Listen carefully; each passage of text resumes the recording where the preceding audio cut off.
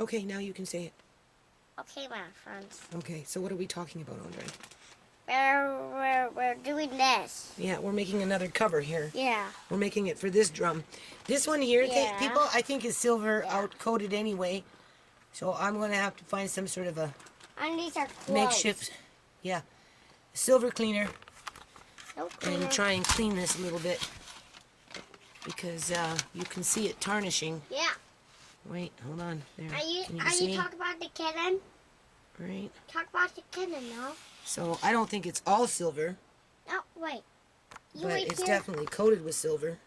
No, So wait. I'm making panels here. No, wait. Hold on. You can see it's going on an angle. No. We're going to piece in 9 in here on the bottom, run a piece across, circle on the top with a zipper. Hold on. Alrighty, so just showing you here quickly.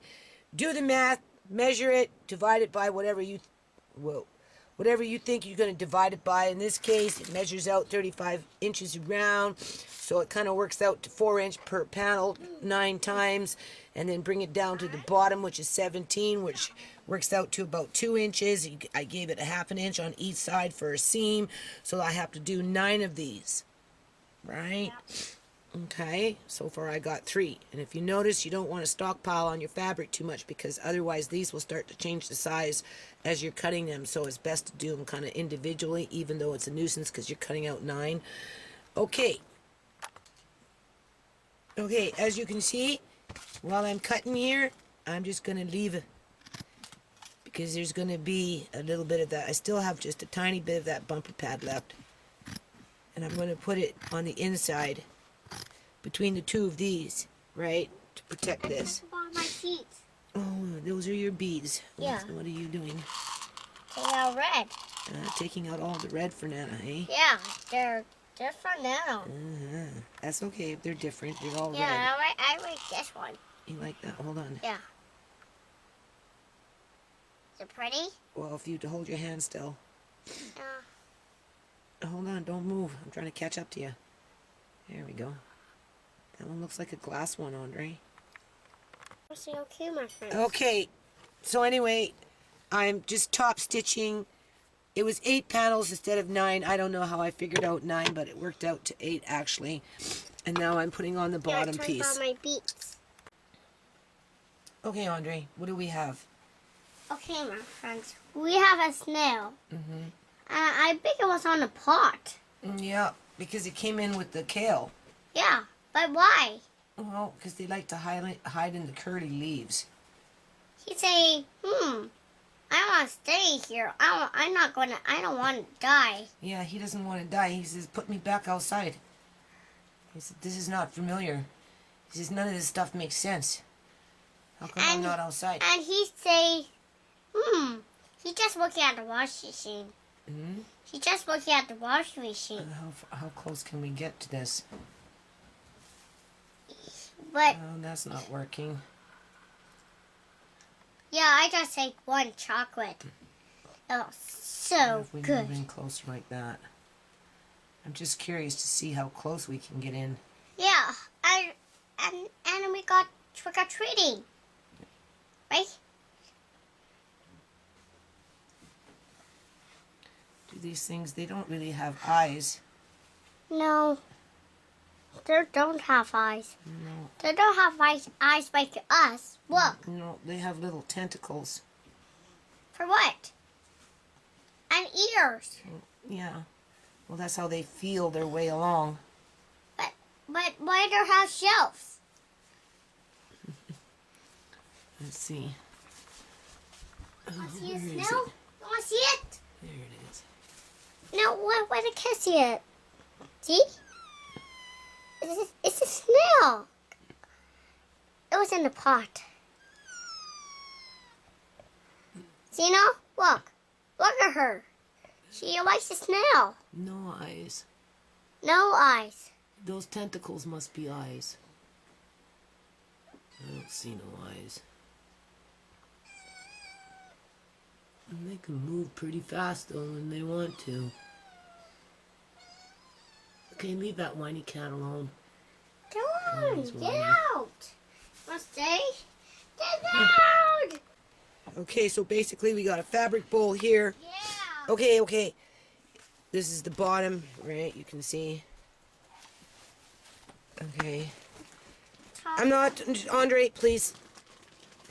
And then I'm going to, just hold on. Yeah, I'll show them in a minute. And then I'm going to put this like this. I'm going to fold this over in here.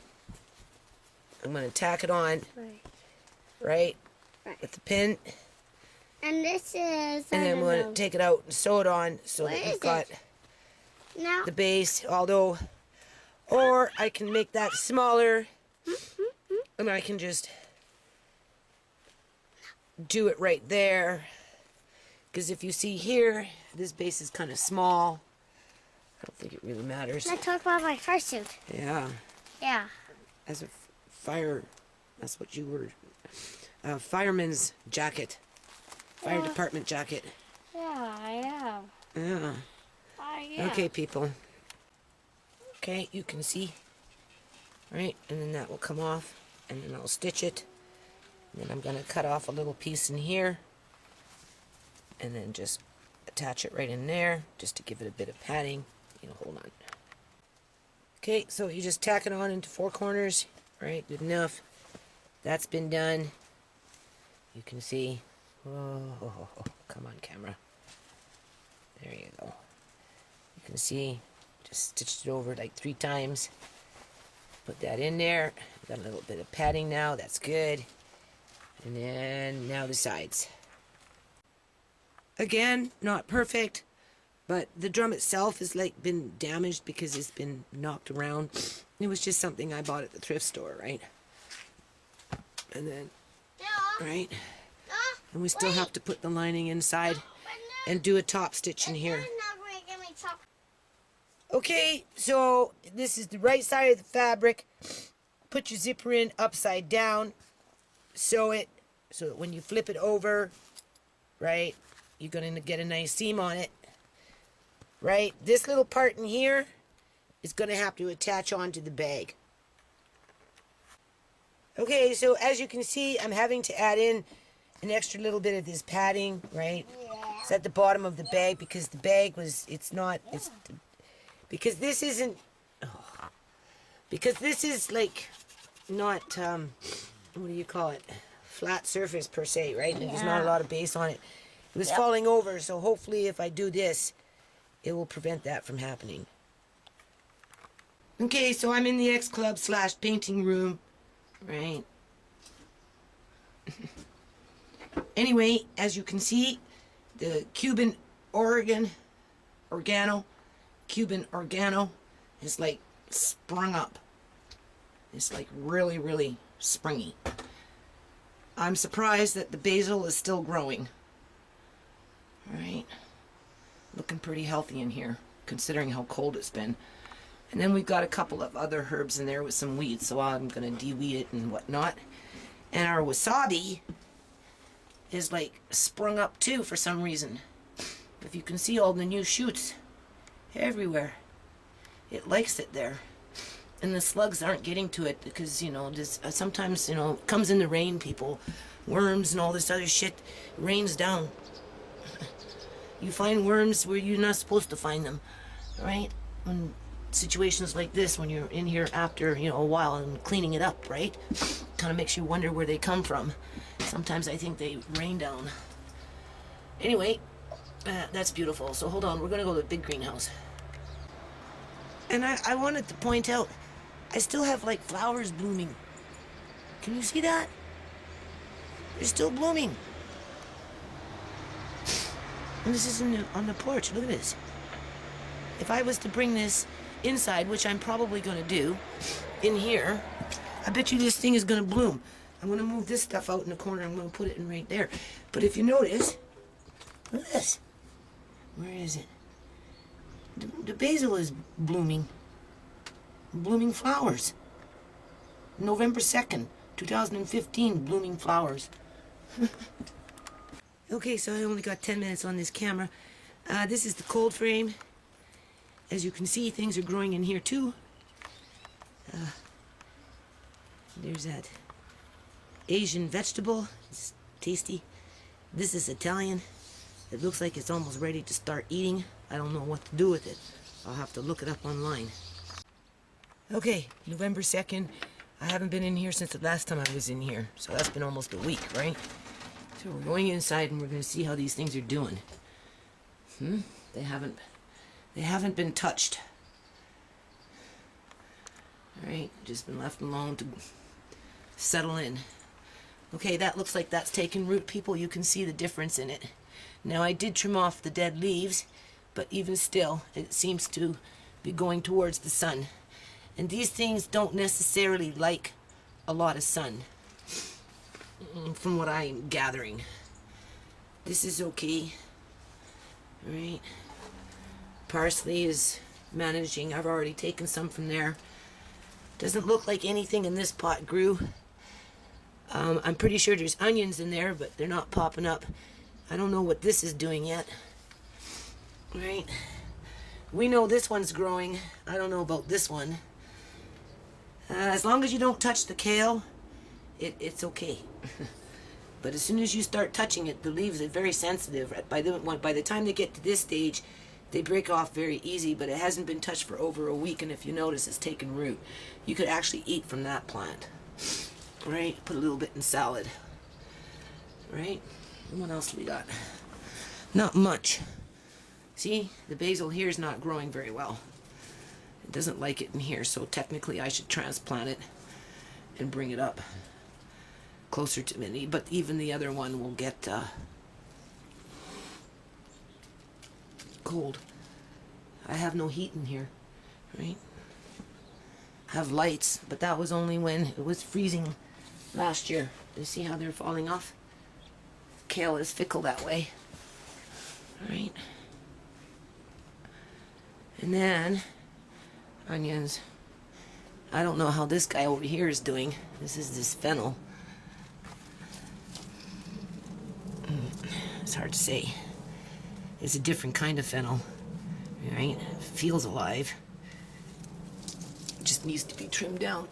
And there's an old rosemary that never made it into the ground. And it looks like it'll probably be okay.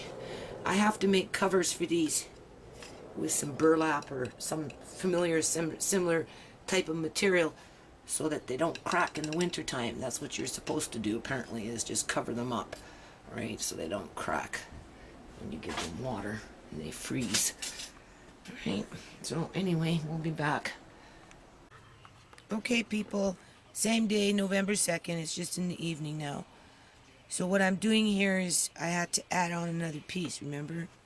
So I just cut off a strip, fit it in there, pinned it, and now I'm just giving it a quick, with one thread around, right? And then a little bit on the outside as well, to keep it in place before we put the lining on. Okay, so when you get to this point, right, you don't need to sew, all the way around. You just need to tack it here, tack it there, tack it at the seams, right?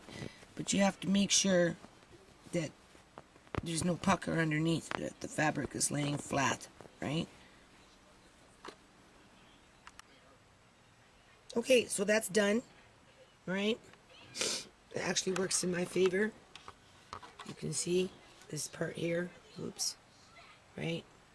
Should snuggle itself in there, and over time it will just settle. Here's the lining, right? Already made that. I've already started to put the zipper on, so hopefully I'll get this done. Hold on. Okay, so pin your zipper on. Well, it was already sewn on the one piece of fabric, and then go and put your drum inside the bag. Try and straighten out your fabric as best as you can, and then fold over your seam, pin it, and then you're going to have to baste it before you sew it. Otherwise you're going to lose control of the back, right? So you want to baste it in so it doesn't move very much. And then all I have to do is the lid part and a couple of straps, and then we're good to go. Okay, so I'm tired. there's that drum bag. There's that other drum bag. Alright. So anyway, Andre found a little flower in his bead can.